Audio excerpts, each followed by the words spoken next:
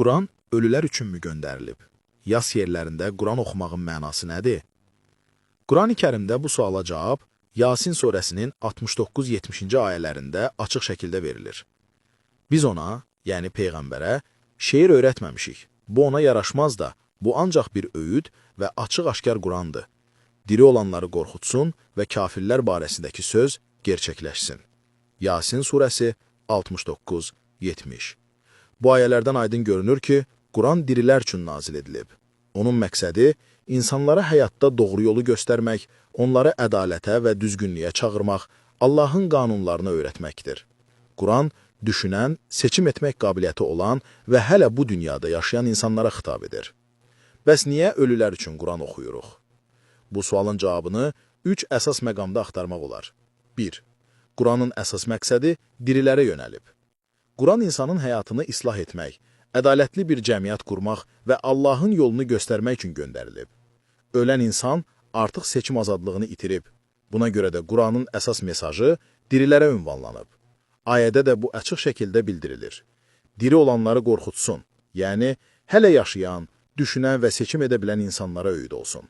2. Yas məclisləri Quranın mesajını çatdırmaq üçün fürsətdir. Yas mərasimləri insanların toplaşdığı, həyat və ölüm haqqında düşündüyü məkanlardır. Belə məclislərdə Quran oxumağın məqsədi ölüyə fayda vermək deyil, oradakı dirilərə Allahın sözlərini xatırlatmaqdır. Məscidlərdə adətən imanlı insanlar toplanır. Lakin yas yerlərində hər təbəqədən insanlar iştirak edir, inanan da, inanmayan da. Buna görə yas mərasimləri Quranın mesajını geniş kütləyə çatdırmaq üçün mühüm fürsət ola bilər.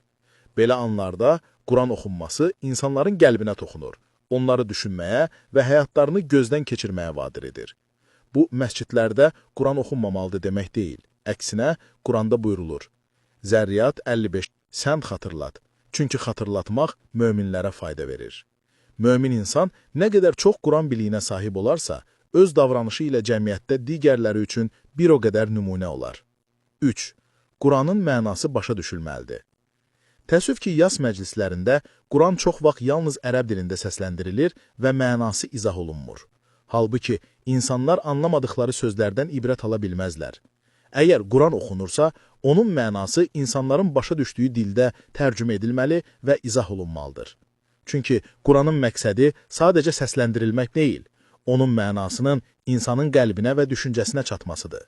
Məsələn, ədalət, dürüstlük və mənəvi saflıqla bağlı ayələr yas məclisində izah olunsa, insanlar bu öyüdlərdən ilham alar, davranışlarını dəyişər və daha sağlam bir cəmiyyətin qurulmasına töhfə verərlər.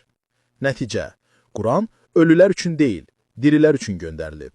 Yas məclislərində Quran oxumağın məqsədi orada toplaşan insanların Allahın kəlamlarından ibrət alması, həyat və ölüm haqqında düşünməsi və doğru yola yönəlməsidir.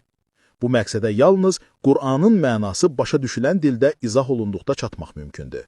Beləliklə, Quran yas mərasimlərində ölüləri deyil, diriləri diriltmək, yəni insanların qəlbini oyatmaq və həyatlarını düz yola yönəltmək üçün oxunmalıdır.